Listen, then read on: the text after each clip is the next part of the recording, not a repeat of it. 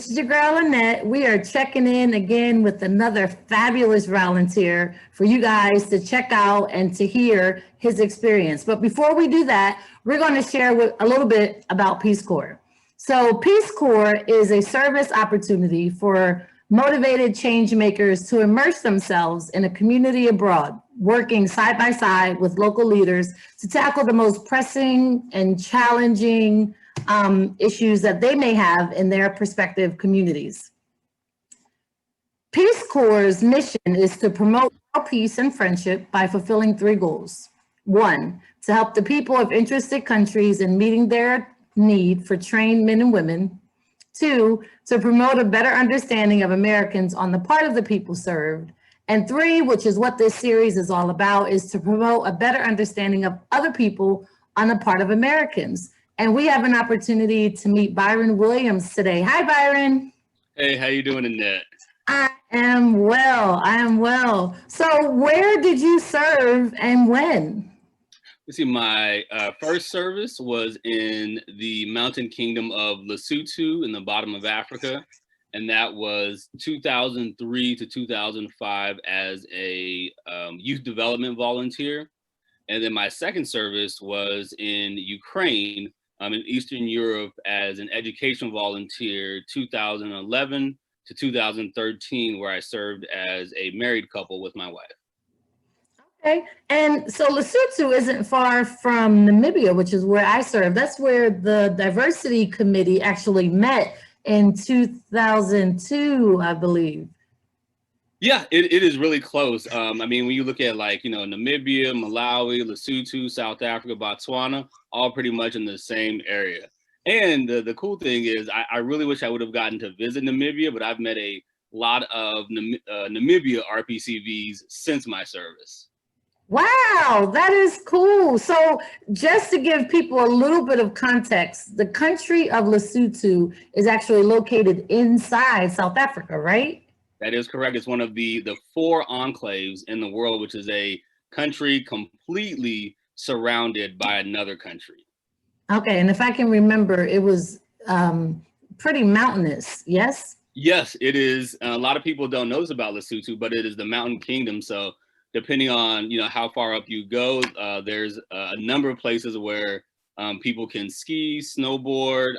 Lesotho is really known for its pony trekking in the mountains, which is with the views and everything. It's one of the reasons why a lot of people come from outside of Lesotho to do a lot of the pony trekking ventures and a lot of they call it abseiling. Okay. In many parts of Southern Africa, as American English, we might refer to it as rappelling. Okay, well, I had the pleasure, because initially it was not, of riding the pony up the mountain, and I was like, I am too big for this. To do this. But once you get to moving and you get used to the leaning back and then leaning forward, it was okay. Was that your main form of transportation when you were in Lesotho? No, so because of where I lived in what's called the foothills. So pretty much it's kind of like the area before you start going up the mountains or up a mountainous region. But I lived actually in a camp town called Mahali's-Hoek. So it was kind of like the juncture for I think about 3-4 different cities, but it's kind of like what many might refer to as an urban center. Okay. So where I lived, actually, I could just pretty much walk around my whole town. My town was Mahali's-Hoek is one of the bigger camp towns. Okay. Bigger camp towns, but just after you get to know, after I got to know everybody, I was really able to just walk around a lot. For places that might have been farther out, just taking a combi or something like that. Okay. So was Ukraine as mountainous as Lesotho? Not even close. But when you look at Lesotho, look at being a very small nation. And then you look at Ukraine being one of the larger Peace Corps nations, also one of the larger nations when you're referring to the former Soviet Union. There's a lot of variation in topography when you're looking at Ukraine in relation to Lesotho. Okay. And what language did you learn in Lesotho? In Lesotho, I learned Sesotho. which I was great at it when I was there because what was something is, with when I served, I did not have hair, so I was bald. I was also much thinner. And so a lot of people mistook me for being a Masutu, a person of the nation. And so I knew, it was going to really impact my service if positively impact my service if I learned the language well. And I was assigned to a community center, a youth center specifically, where the majority of the youth did not speak English. I think when you're talking about, when I served, there was maybe 6 youth who were, fairly good at English. Right. But that also meant for the work that I was doing, which was HIV and AIDS outreach. We were going to very rural areas, talking about HIV and AIDS, but also promoting HIV and AIDS education and awareness. And so with that, just knowing that I was going to be going to, we were going to places where people, didn't speak a lot of English. Yeah. I made it a really strong point of priority to learn Sesotho. So yeah, during my service, I spoke Sesotho probably 85% of the time. Wow. Yeah. And I was ready to try to say what language you learned in Ukraine, but I was going to say Ukrainian. Yeah, you're correct. Yeah, so depending on where you're placed, if you're in the western part of Ukraine, you typically speak, or Peace Corps assigns Ukrainian as the language. And if you are in the east, then you typically are assigned Russian as your language. And that's because of kind of how Ukraine was in a way divided during the USSR. Okay. And did you learn Ukrainian as well? Like, was that easy compared to? No. So I learned it. Very different languages, but completely. Was it as difficult to learn Ukrainian? It was a lot more difficult. And I think for me, that was because with being assigned education as my sector, I taught English in a Ukrainian university. And so, all my community wanted me to speak English, to teach. But I did learn Ukrainian definitely well. I would say well for an education volunteer. Like I was definitely able to, make my way around, have conversation, to an extent joke. But just the mechanics of Ukrainian were a lot more difficult for me. And I think in Lesotho, it was the expectation that because I'm, Black, because I'm dark skinned, that everybody was like, oh, you speak Sesotho. So it was just like automatic. Whereas in Ukraine, people were like, obviously you're not Ukrainian. We're gonna either try to speak to you in English, or we're going to work to speak Ukrainian to you, knowing that you cannot speak Ukrainian. So it was a much different expectation.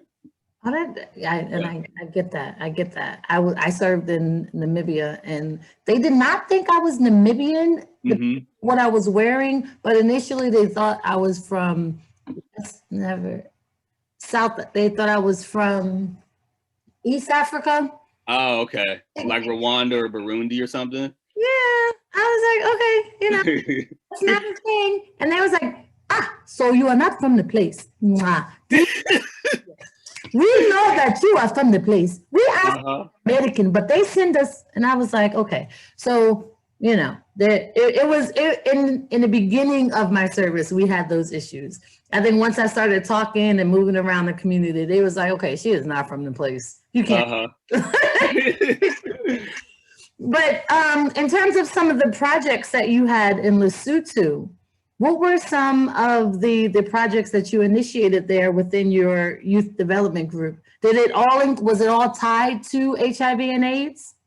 I would say yes. Yeah, they were. So when I came in, I came into the youth center and the thing is, and I definitely want people to know, because I know there's a perception that when we come in, we're like doing all the teaching, all the new programs and stuff. The youth that I worked with, they were already well versed in understanding HIV and AIDS and safe sex practices and all the things that go along with that. And so when I came in to lead the program, I felt I was very keen on the fact of I don't know everything about HIV and AIDS. Y'all, this is your country. You already definitely know, at the time, Lesotho, I think, was number 3 as far as I think it was the uh, countries that had the highest rates of HIV and AIDS. So I didn't have anything new to teach in that regard. So what the kind of the role that I took on was finding ways to improve outreach and communication. Okay. And with that, I kind of organized a kind of like a presentation skills workshop or Okay. workshops with my youth or with the youth center, because we in Lesotho, the constitution for youth, I think, ranges from like 7 years old up to like 28. So youth, so that means we actually had young adults as well as like young kids, as well as like teenagers and the sort. So the projects that I really kind of either developed or promoted, I developed a like a public presentation workshop and workshops that we held around, so, like public speaking, presentation, kind of elocution, diction, things like that. And then ways to add to that, such as drama we did. So, putting together like little plays to talk about HIV and AIDS, life skills, things like that. And then I also developed we called it it was a basketball program, but what I did is I used it as a way to teach my community and the youth in order to bring in to generate the interest, so that way we could also talk about and teach about HIV and AIDS and life skills. So kind of like a sports promotion, sports/health promotion program. That is awesome. Here we're working on a empowerment group for women under the guise of a modeling troupe. Hey now, perfect. Perfect. I know you are well suited for that. So, understanding when you're organizing programs, events, and activities, that there has to be a bait and switch, sort of like to say, this is what we're doing, but we're going to add this piece into it is huge. And it sounds like you had your hands full with HIV and AIDS. A lot of people think it's just sharing, wear a condom and basic life skills, but it's included in not only your daily life, but you're right, your life skills, what you're eating, you're exercising, you being out and about and sharing that information with family and friends. Did you have a similar program, or was that also a part of your program in Ukraine? No, actually in Ukraine, it was, and I do attribute this to just, the two governments at two very different times were vastly different. I mean, when you look at, Ukraine, being part of, the Soviet Union, there was already a lot of things in place as far as like, national programs, expectations, professionalism, also distribution of funds to an extent. And so, in Lesotho, it was very much, and also because in Lesotho, I worked at a community center, which was, very independent. It was really kind of under the auspices of a local business group. Whereas in Ukraine, I worked for a national university. So everything was already like lined out for them by the government that, this is what we're going to be teaching this year. This is what we're doing. This is the expectation. Just like, kind of like any national education program. Right. So your curriculum was already set for the most part. Yes. Yeah. So when I came into the university, what my role was to obviously raise the level of English for the students, primarily first year and second year university students.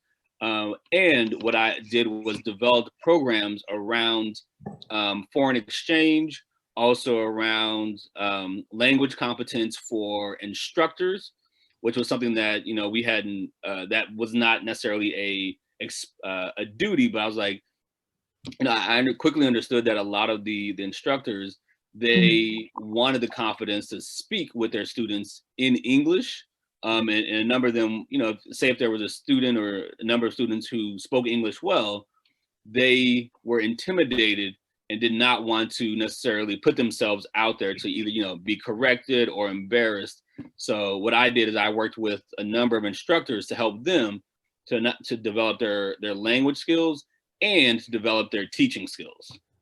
Oh, so did you have a counterpart in either one of these programs, or was in Lesotho were the youth group your counterparts and the other professors in Ukraine your counterparts for all? Yeah, I had a counterpart in both. In Lesotho, I had the amazing Sipati Mapatswe, who we are about the same age, and she was like, it was funny when I got there and started, she was introducing me around and everything. It was obvious to see why she was chosen as my counterpart. She knew everybody. It felt like everybody, like in the camp town. Like I, walking around with her and everybody was like, "Hey, Sipati, hey," and this and that. But yeah, Sipati was my counterpart. She really showed me the ropes, and we became, fast and great friends. In Ukraine, my counterpart was another instructor, the wonderful Svetlana Holoshchuk. And she was, she taught like 3 or 4 different subjects in the humanities and foreign languages department, which is where I was assigned. So both of them really helped me to understand, the culture of the respective countries, also my duties in regards to the profession or the sector that I was selected for. All right. So how did you, in terms of, not how. Well, no, initially, how did you learn about Peace Corps for Lesotho in 2003? By accident. Yeah, I should say by chance. Okay. It was not intentional. So I went to a very small school in southwestern Colorado called, at the time it was Mesa State College. Now it's Colorado Mesa University. But long story short, I was going to a career fair. I think it was I want to say it was my 3rd year. I can't remember if it was my 3rd year or 4th year. I think maybe it was my 4th year. And I was actually looking for a job where I could, looking for a job or opportunity where I could speak Spanish. And because at the time I had minored in Spanish, my Spanish was great. So I was just looking for a way to be able to go to a community or a country to speak Spanish. And I remember going around our gym, which is where the career fair was, and it was FBI, and it was CIA, and then it was this guy who was very relaxed in like a fish tackle jacket that had on a Peace Corps shirt. And the funny thing was, his feet were kicked up on his display table, and he was reading something. And then next to him was Border Patrol. And so I remember looking at the line for FBI, CIA, and Border Patrol, and all the lines were very long. And the gentlemen for those 3 agencies, they were like really, Border Patrol was suited in their uniform. CIA and FBI were suited in like suits, and their lines were long. And then it was this, what felt to me like this lone, out of place person in between the 3 of them. And he was very relaxed. And I was like, man, this guy ain't doing anything. Let me go and see what he's about. And I figured since he was between the 3 of them, he was a federal agency. And I went and talked to him, and he was like, oh, he gave me the Peace Corps rundown. And he knew that I wanted to learn Spanish. He was like, well, to let you know, we would pay for you to go to a country to learn a language for 2 years. Everything's on us. And I was like, at the time I was really trying to do a foreign exchange program, but things just didn't work out for me while I was in high school or college. And I was like, well, this sounds like it would be a type of foreign exchange. And, it would allow me to be in a better financial position after service. And I was like, get to see the world, get to speak Spanish, and, kind of think about being in another community for a while. And I was like, yeah, I might as well apply, see what happens. And the best decision of one of the best decisions of my life. It is Yeah. truly the toughest job you'll ever love. Yeah. And you did it twice. I did, yeah.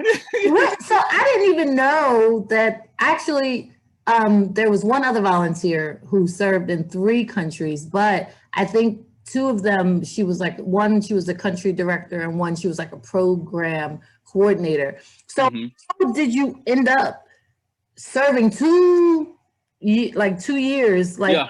Lesotho, and then again in 2011 to 2013 in the Ukraine? Yeah, so I knew after my first service that I would serve again at some point in my life. Like the love I have for how my first service was, the people that I worked with, my community, speaking another language, the food, being in Africa, which was, definitely a blessing and one of my life goals. I was like, I will serve again. I will definitely serve again. And when I met the woman who was to become my wife, she had known about Peace Corps well before I did. And so when we met, we were talking about, Peace Corps and serving and everything. And so once we got married, she, we were discussing like, how do you feel about serving in Peace Corps? And she had always wanted to serve. So, it's kind of like, in a way, she brought it up to me. And I was like, and she already knew that I would definitely serve again. And I said, I would definitely be willing to serve. And she had always wanted to. And so we said, let's do it before, we can't. Yes. And that's how we ended up serving again. That's awesome. Yeah. So, and that was probably very different, because it's not that any service is easier, but it was probably helpful to have a companion in that second year being able to serve again. Yes. Yeah, I think for me, and with the slogan, the toughest job you'll ever love, it's funny because I never felt that Peace Corps was tough. I felt, obviously there were tough times, but I think it was because of the enjoyment and the fulfillment I got out of serving in Lesotho. I never thought about it as tough. I tell people were like, how did you? It seemed like you were always happy, and I was like, well, I felt no reason not to be. I was in Africa. So you're okay. So from the beginning, like I think we started out with like 16 to 14 volunteers. I think we may not have left Atlanta when we left, but by the time we finished our service, we ended up with, I think, 7. Oh, whoa.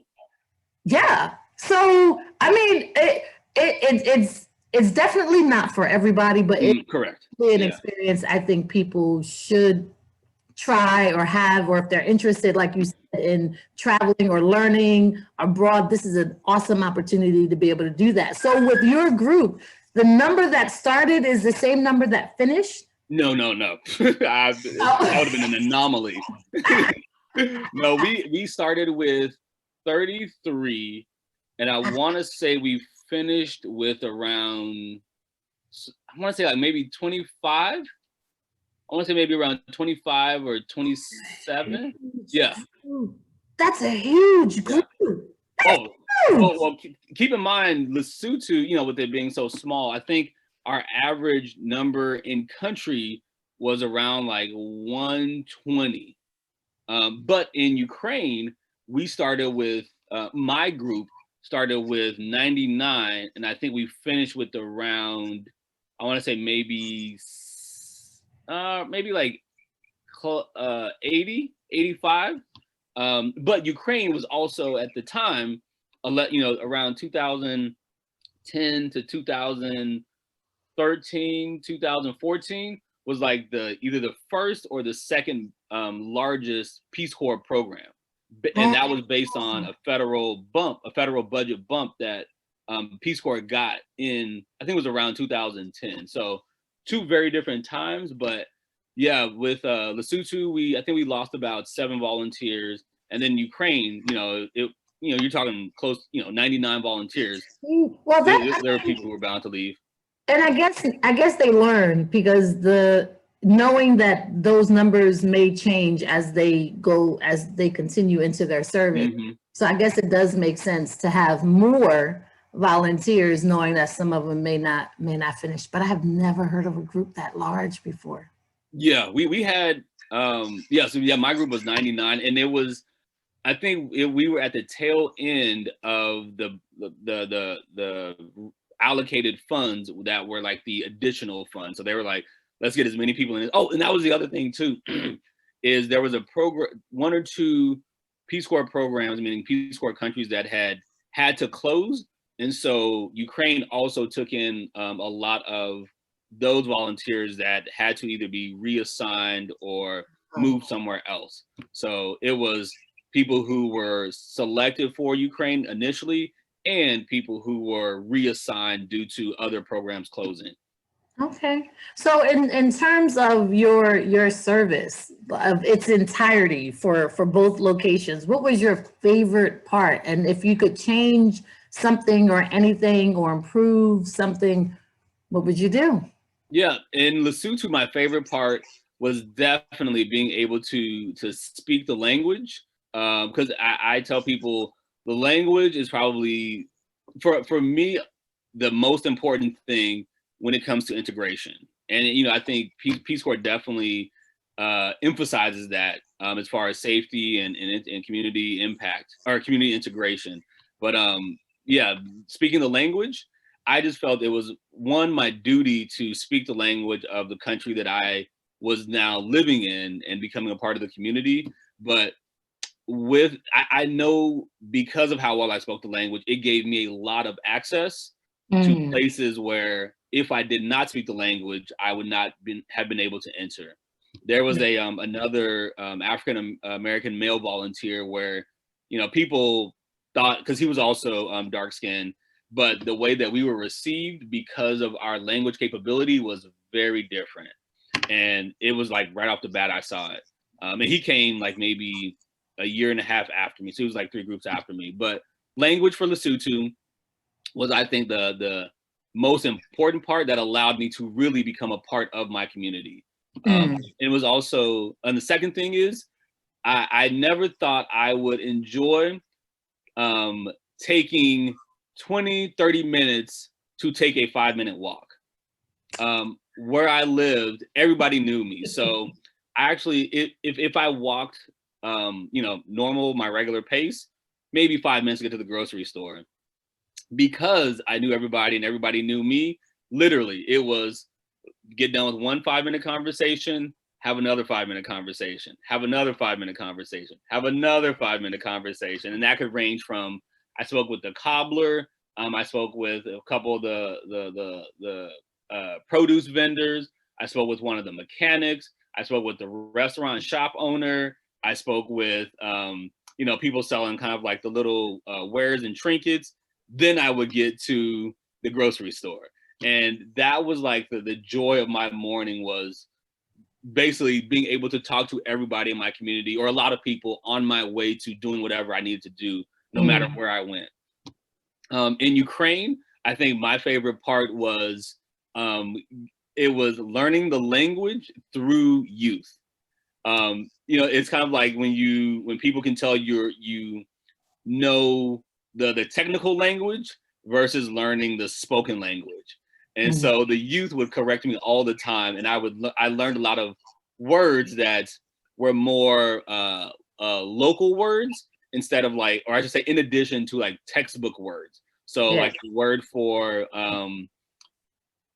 now it's been so long, but like for example, like I learned the word for I want to say it was like girl that the youth would use versus the one like that the adults would use, all clean.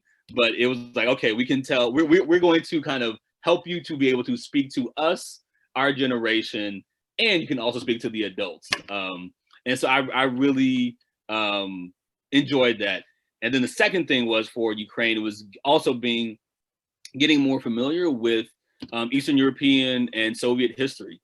I had no desire to go to Eastern Europe when I was, my wife and I were in the Peace Corps application process. At the time we applied, it was under the Peace Corps application process where they would see your skills, and then they would ask if you would be willing to be placed in a place where they felt the need was, versus the current application, which is where you apply to where you are interested and then you're assessed. But with that, where in going to Ukraine, it really opened my eyes to Eastern Europe, to Soviet history, to Ukrainian history, and to, just getting to know a lot more about a part of the world that I did not have an interest in before serving there. All right. And our last question today is, what would you say to individuals who are interested in serving as a Peace Corps volunteer? I would say definitely consider what you're getting into, because Peace Corps is not for, serving in Peace Corps is not for everyone. And I say that because communities, Peace Corps as an agency invests a lot, but also communities go through a lot of hoops to get to request a volunteer. And so, when it comes to getting there, they already have a lot of their ideas kind of, they have a lot of ideas of what they would like a volunteer to contribute towards or learn, or what they want to learn from a volunteer. If you, of course, everybody's going to go through tough times, but also understand that those tough, like thinking about what a community goes through to get somebody, to get you or somebody like you, really means a lot. And the second thing is, I think in particular, speaking to people of color, and me being Black, I know the rarity of people abroad seeing us. And so I do really encourage Black people to think of international service as a career, think of Peace Corps as a step in that direction, because of what it means for us on the national, the international scale, and what it can mean towards, different career moves. I know being in Lesotho, it was challenging a lot of the stereotypes, a lot of the misconceptions of me being Black, but not being from the continent directly. And what a lot of those conversations mean, what a lot of that professionalism, those skills, what they saw in me, they do not see often. Peace Corps, is a very white organization when you're talking about volunteers, and having the representation of people of color, of Black people, really means a lot to the country and communities. Sorry, I'll speak for myself. It meant a lot for my country and communities that I served in. And I really have encouraged, Black people to think about what a career in international service can look like, and what it can mean for being abroad, and what it can mean to also your skill set. Being able to navigate different communities, speak different languages, understanding intercultural competence, technical skills, and the like.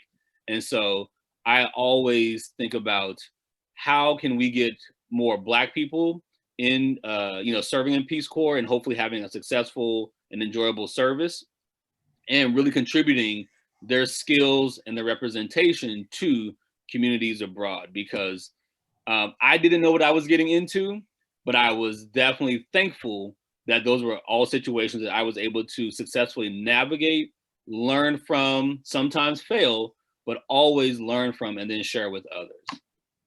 That is awesome. So we have had Byron Williams joining us. He served. Byron L. Williams.